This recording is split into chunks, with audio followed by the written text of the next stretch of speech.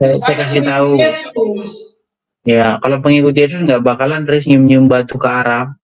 Oh, itu Pak, menyium batu ke Arab itu karena perintah Yesus.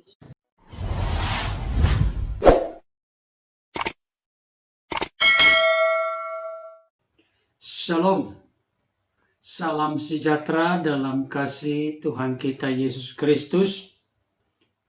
Pada kesempatan ini, secara khusus saya akan membahas satu ulasan dengan judul Aristo, apologet Muslim berkata, "Saya pengikut Yesus dan mencium batu adalah perintah Yesus." Sebelum saya lebih jauh memberikan beberapa ulasan terkait dengan topik ini, ada baiknya bersama-sama kita saksikan dulu pernyataan dari Aristo berikut ini. Kamu dari denom apa dulu? Jawab dulu di sini. Kalau saya nggak denom-denoman, saya pengikut Yesus gitu aja. Oh, pengikut Saya nggak ada denom-denoman. Pengikut Yesus Iya. yang mana ini? Orang Protestan juga dibilang pengikut Yesus. Pengikut Yesus. Bilang pengikut Yesus. Ya, pengikut Yesus adalah saya kasih tahu. Yesus. Ya, kalau pengikut Yesus nggak bakalan terus nyium-nyium batu ke Arab. Oh, itu Pak, menyium batu ke Arab itu karena perintah Yesus.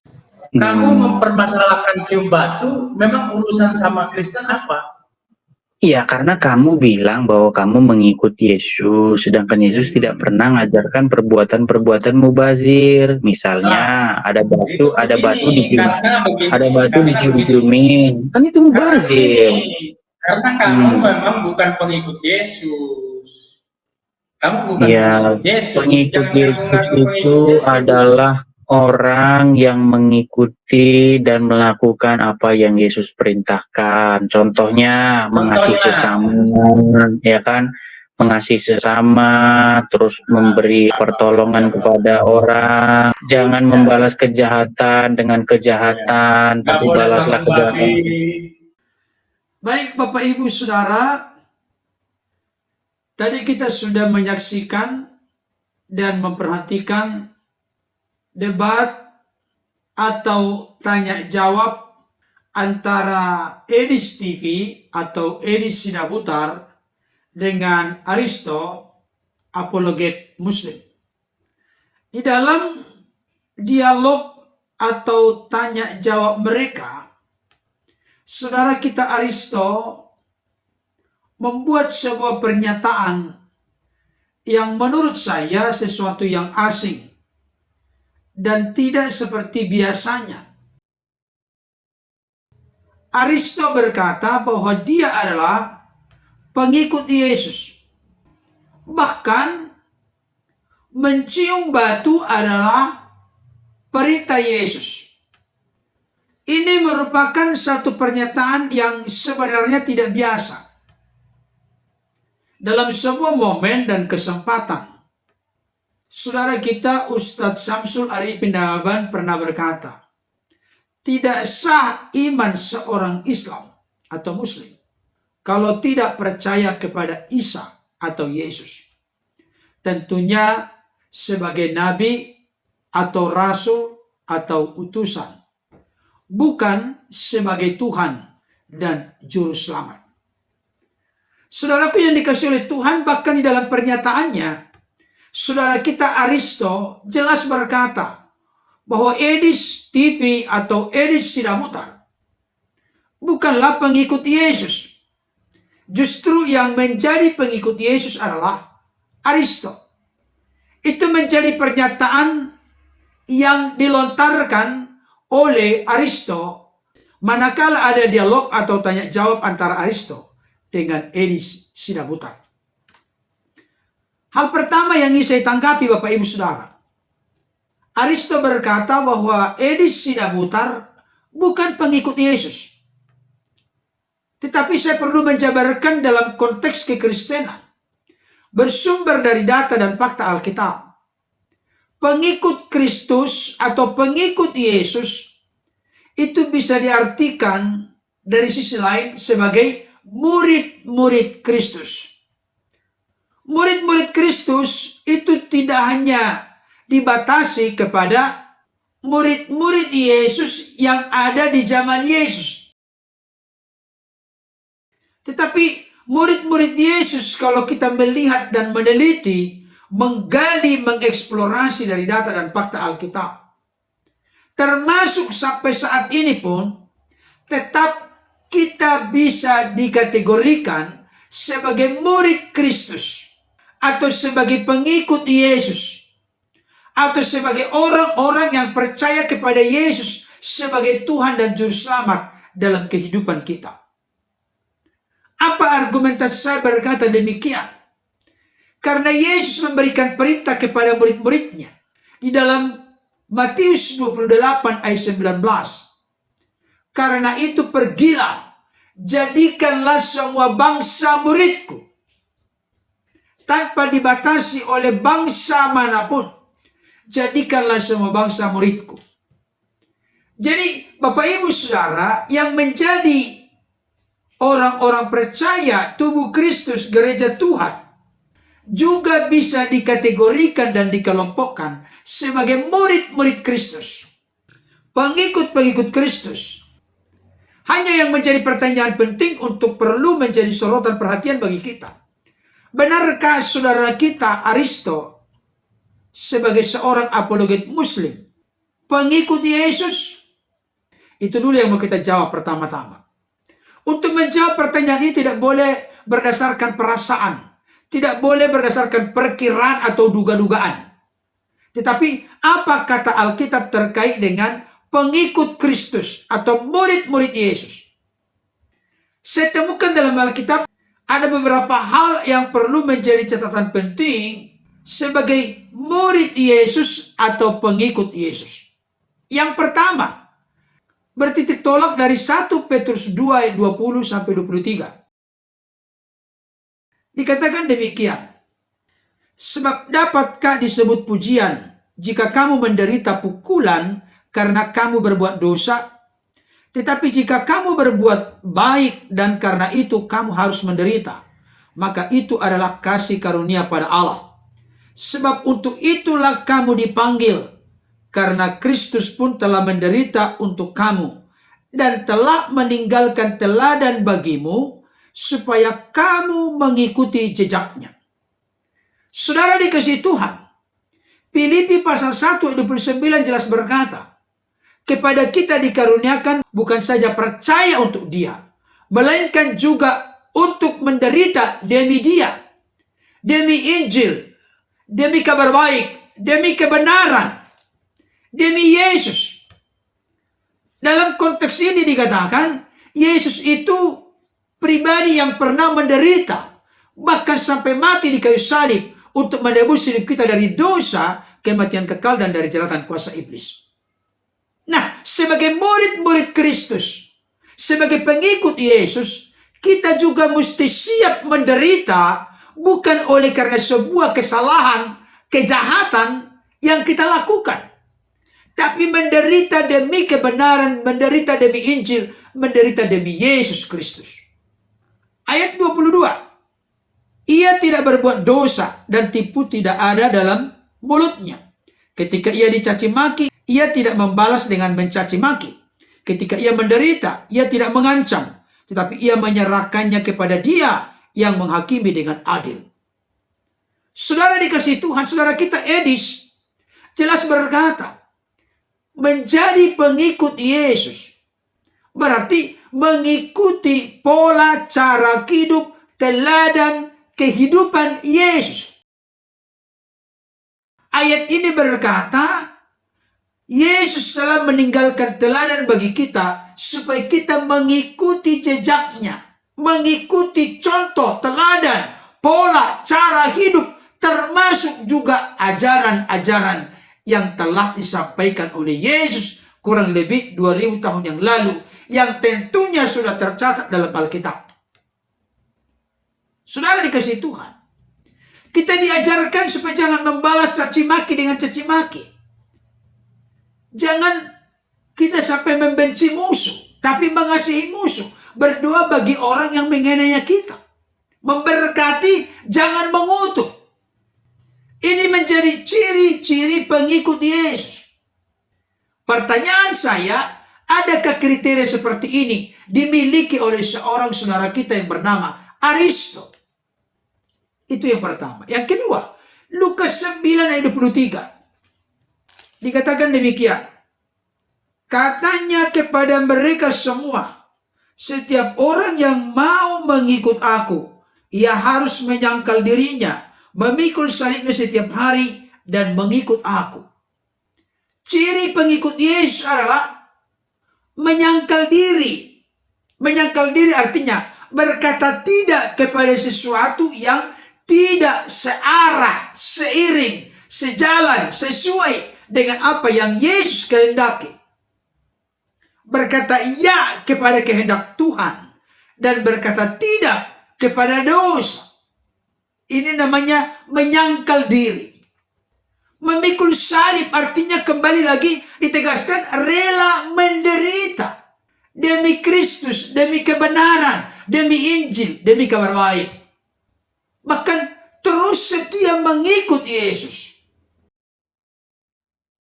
Yang ketiga, Yohanes 8 ayat 31 sampai 32. Dikatakan demikian. Maka katanya kepada orang-orang Yahudi yang percaya kepadanya, jikalau kamu tetap dalam firman-Ku, kamu benar-benar adalah murid-Ku, dan kamu akan mengetahui kebenaran, dan kebenaran itu akan memerdekakan kamu. Di sini ada konfirmasi penegasan. Kamu benar-benar adalah murid-Ku. Dengan kata lain, murid yang sejati, bukan murid yang palsu atau imitasi. Syaratnya apa? Jikalau kamu tetap dalam firman-Ku, kata tetap di sini memakai kata meinete dari akar kata Yunani meno, artinya permanen, terus-menerus dalam relasi hubungan yang erat dengan Kristus. Nanti kita bisa bandingkan di dalam Yohanes pasal 15. Yesus pokok kita adalah carang atau cabangnya. Carang atau cabang harus terus-menerus melekat pada pokok. Itulah ciri dari pengikut Kristus. Itulah ciri dari murid Yesus. Pertanyaan saya, adakah kriteria nilai kualitas seperti ini dimiliki oleh seorang Aristo? Kalau kita melihat dari perdebatan-perdebatan dengan para apologet Kristen atau YouTuber Kristen, maka Aristo bukanlah seorang yang terus-menerus continue berkesinambungan, punya relasi hubungan dengan Kristus. Bahkan seringkali justru menyalahpahami atau salah mengerti tentang Yesus. Menurut Aristo, Yesus hanya sebagai nabi, rasul, atau utusan. Tidak pernah Aristo mengakui bahwa Yesus adalah Tuhan, Lord, Kurios, Juru Selamat yang menyelamatkan manusia dari dosa, kematian kekal, dan dari jeratan kuasa-kuasa dunia. Aristo tidak percaya yang demikian. Benarkah Aristo sebagai seorang murid Kristus atau sebagai seorang pengikut Yesus? Berikutnya, Yohanes 13 ayat 35. Ini saya secara spesifik membahas tentang kriteria murid Kristus atau pengikut Yesus. Yohanes 13 ayat 35 dikatakan begini. Dengan demikian semua orang akan tahu bahwa kamu adalah murid-muridku, yaitu jikalau kamu saling mengasihi. Ciri khas murid Kristus sejati adalah hidup saling mengasihi. Bukan saling menghina, melecehkan, merendahkan. Baik itu pribadi orang lain maupun yang diyakini, dipercayai, serta dipuji dan disembahnya. Inilah ciri murid Kristus sejati. Inilah ciri pengikut Yesus yang benar. Hidup saling mengasihi, bukan menyimpan akar pahit, dendam, kebencian, kemarahan, bahkan permusuhan. Bukan menghina, melecehkan, merendahkan sesembahan apa yang diyakini, dipercayai oleh orang lain. Pertanyaan saya, adakah kriteria seperti ini dimiliki oleh seorang Aristo? Biarlah saudara kita Aristo yang menjawab. Berikutnya, yang terakhir, Yohanes 15 ayat 8. Dikatakan demikian, dalam hal inilah Bapakku dipermuliakan, yaitu jika kamu berbuah banyak, dan dengan demikian kamu adalah murid-muridku. Bukti atau tanda kita murid Kristus adalah berbuah banyak. Buah apa? Buah sifat, watak, karakter, kelakuan, cara bicara, cara berbuat, cara bertindak kita menjadi cerminan yang memuliakan Kristus. Buah roh, kasih, sukacita, damai sejahtera, kesabaran, kemurahan, kebaikan, kesetiaan, kelemah lembutan, penguasaan diri. Buah jiwa-jiwa yang kita persembahkan kepada Tuhan. Bukan membawa jiwa-jiwa semakin lari meninggalkan Yesus, tapi justru semakin berjumpa dengan Yesus.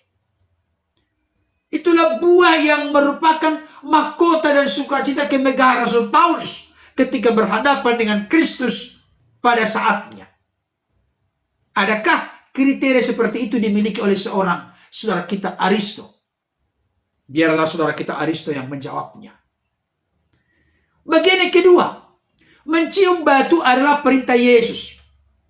Terus terang, dari seluruh literatur yang saya baca, baik itu dari fakta historis atau sejarah, maupun fakta Alkitab, saya tidak pernah menemukan satu kata atau kalimat yang menegaskan bahwa mencium batu adalah perintah Yesus.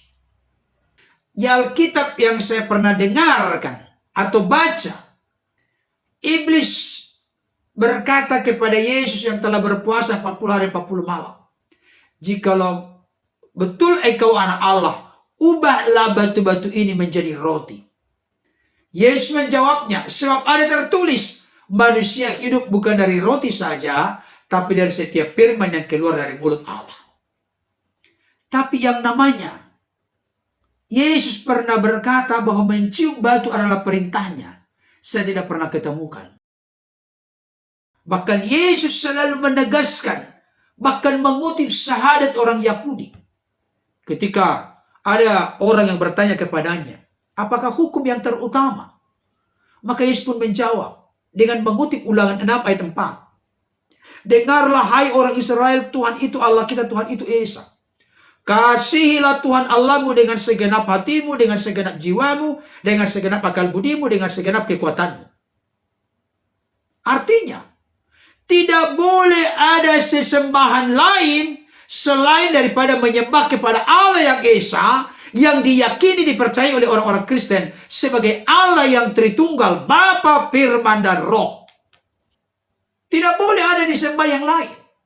Bahkan Keluaran pasal 20 ayat yang ketiga berkata, jangan ada padamu Allah lain di hadapanku. Tidak boleh ada ilah lain sebagai sesembahan selain daripada Allah Tritunggal Maha Kudus. Tidak boleh kita memberhalakan sesuatu sebagai tandingan dari kita menyembah hanya kepada Allah. Bapak Ibu Saudara yang dikasihi Tuhan, kita tidak boleh menjadikan ciptaan Tuhan sebagai yang kita sembah, di mana kita sujud kepadanya. Martin Luther pernah berkata, dia yang kepadanya hatimu melekat dan yang kepadanya engkau menaklukkan diri atau sujud kepadanya, maka dialah Allahmu. Berarti segala benda-benda ciptaan di dunia ini dalam konteks keyakinan, kepercayaan, keimanan Kristen bersumber bertitik tolak dari data fakta Alkitab. Termasuk di dalamnya batu, kayu, dan lain sebagainya. Tidak boleh itu diperlakukan sebagai sesuatu yang membuat kita menduakan Tuhan. Itu tidak bisa. Itu sangat ketat dalam konteks kekristenan. Bahkan salah satu surat yang tuliskan Rasul Paulus kepada jemaat Kolose. Kita tahu di jemaat Kolose ada paham yang berkembang, pengajaran-pengajaran sesat yang mencoba membuat jemaat Kolose menjadi bingung. Itu sebabnya Rasul Paulus menuliskan surat supaya mereka jangan sampai ikut arus terjebak. Di mana ada ajaran-ajaran yang muncul menyembah ciptaan-ciptaan yang lain, termasuk menyembah matahari, menyembah bintang, menyembah malaikat, dan lain sebagainya. Rasul Paulus tegas berkata, tidak boleh menyembah selain daripada kepada Allah Tritunggal Maha Kudus. Jadi saya mau tegaskan pada saat ini, mencium batu itu benar-benar 100% bukan perintah Yesus. Kalau di dalam keyakinan agama dari saudara kita Aristo ada perintah seperti itu, silakan saja, kita tidak mencampuri urusan keyakinan, kepercayaan orang lain. Tapi yang jelas, saya perlu memberikan sebuah konfirmasi penegasan. Yesus tidak pernah memberikan perintah mencium batu. Kiranya ulasan ini dapat menjadi berkat bagi kita. Tuhan Yesus menolong kita untuk tetap berjalan dan hidup dalam kebenarannya. Amin.